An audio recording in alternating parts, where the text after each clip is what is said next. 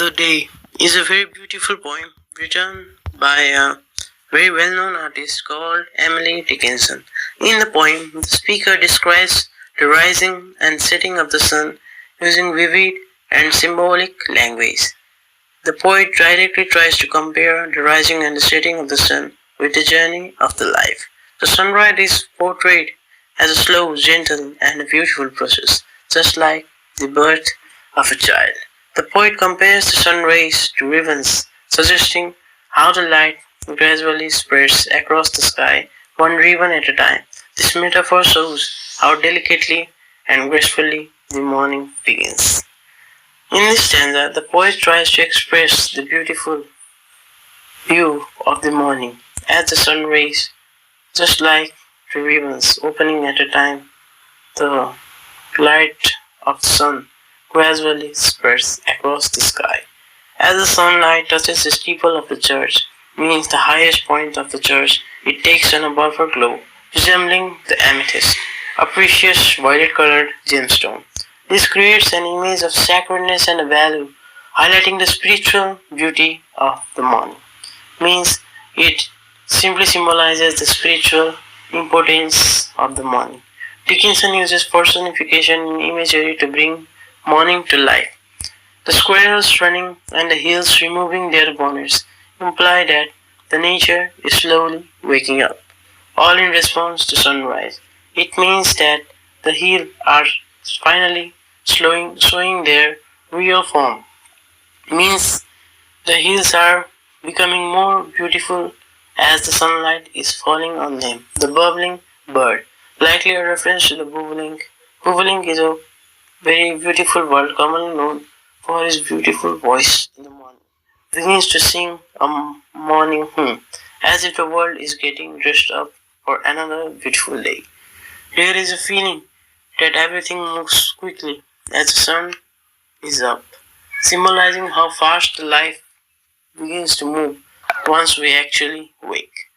This metaphor extends to human life itself. The idea that sunrise represents the beginning of life, the rush of daily activities, and the sunset represents the end or even our death. In the second part of the poem, the sunset is described, but the speaker admits she doesn't know exactly how it happened. It just does. She is very limited about the knowledge of sunset. She describes children in yellow, symbolizing the sunlight, and the grey in dusk, playing and then being gathered by a domine. Domine simply is a Latin term symbolizing lord or master, but also historically used to refer to teachers or religious figures. This figure may symbolize our guide of life or even death. Coming to lead the children simply means our soul to our home where we all actually belong. The grey and the purple tones at dusk and movement of clouds and withdrawal of light all build a tone of quiet mystery. Just as we don't fully understand what comes after death, we don't understand what is death, how it happens, what happens to our body and soul after we die. The poet suggests that we also don't fully grasp what happens when the sun sets, the great unknown, which might be a god itself. There are some of the themes and symbols which are used in this poem that you must know, and here are some. Sunrise simply means birth, awakening, or the start of our life. Sunset simply means the death, rest, and the unknown. Ribbons, amethyst, and bonnets visualizes metaphors for spreading light and nature's response. Domini means a symbolic figure of guidance, possibly divine or spiritual.